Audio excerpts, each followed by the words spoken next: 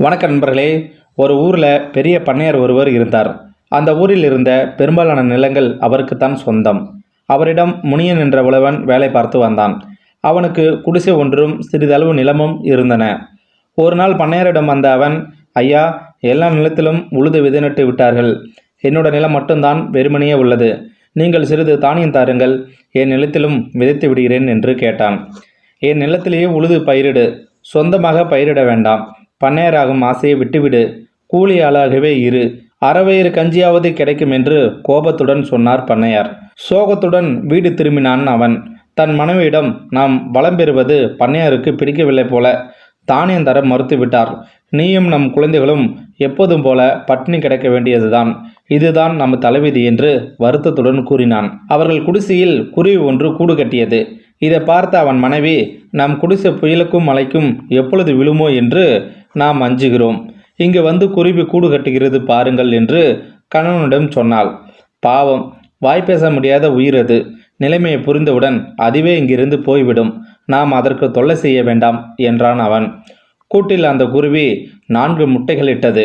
4ம் குஞ்சுகளாகின. திடீரென்று அந்த குருவி கூட்டுக்குள் ஒரு பாம்பு நுழைந்தது. குருவி குஞ்சுகளை பிடித்து சாப்பிட தொடங்கியது. அவை அலறின. அங்கு வந்த உழவன் பாம்பை அடித்து கொன்றான். அதற்குள் அது 3 குஞ்சுகளை தின்றுவிட்டது. தரையில் விழுந்த ஒரு குஞ்சு மட்டும் உயிரோடு இருந்தது.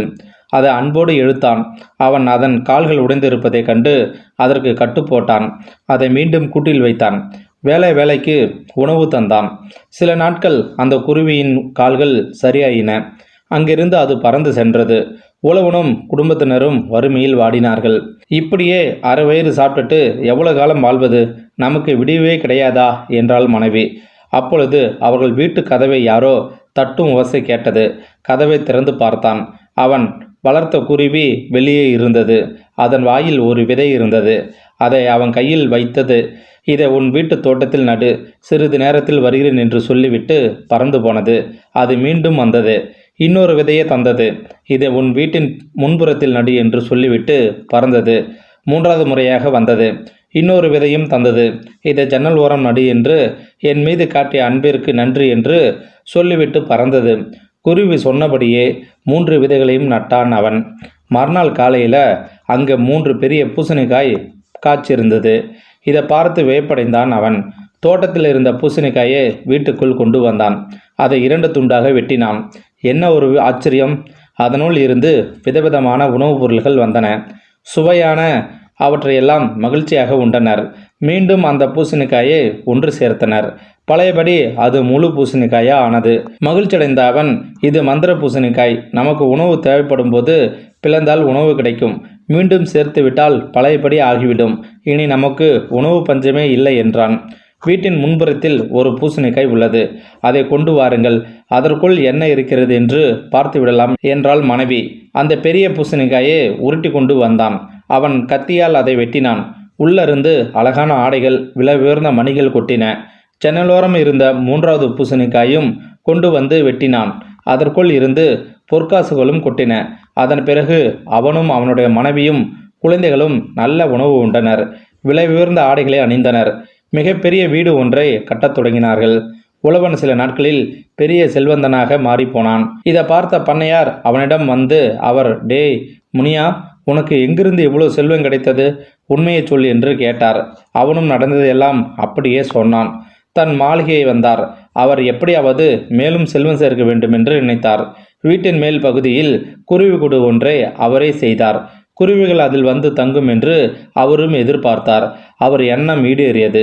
ஒரு குருவி வந்து அந்த கூட்டில் தங்கியது. 4 முட்டைகளும் விட்டது. 4 குஞ்சுகளும் வெளிவந்தன.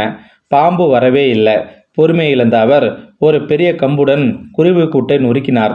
3 குஞ்சுகளை அடித்து கொன்றார். ஒன்றன் காலை உடைத்து கீழே எறிந்தார். பிறகு கால் உடைந்த குருவியிடம் அன்பு காட்டுவது போல் நடித்தார். வேலை தவறாமல் உணவளித்து வந்தார். கால் சரியான அந்த குருவி கூட்டை விட்டு பறந்து போனது. 3 விதைகளுடன் குருவி மீண்டு வரும்.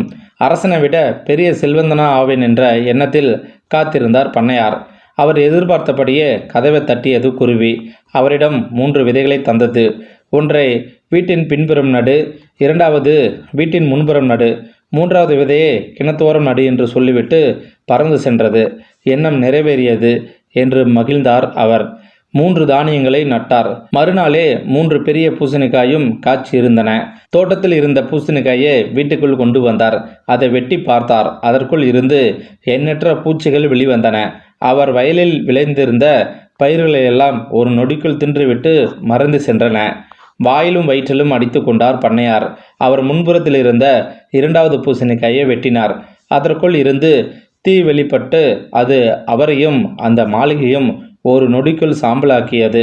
கொடிய பண்ணையார் ஒளிந்தார் என்று ஊர் மக்கள் மகிழ்ச்சி அடைந்தனர். 3வது பூசணிக்காயை உடைக்க யாருமே முன் வரவில்லை. அதற்குள் பாம்பு, தேளு, பூரான் போன்ற எண்ணற்றவை இருப்பதாக பேசி கொண்டார்கள். இந்த வீடியோவில் கருத்து உங்களுக்கு பிடிச்சிருந்தா கமெண்ட் பாக்ஸில் கமெண்ட் பண்ணுங்கள். கூட உங்கள் ஃப்ரெண்ட்ஸுக்கு ஷேர் பண்ணுங்கள். இது வரைக்கும் நம்மளோட சேனலை சப்ஸ்கிரைப் பண்ணாதவங்க சப்ஸ்கிரைப் பண்ணிடுங்க. தேங்க்யூ ஃபார் வாட்சிங்.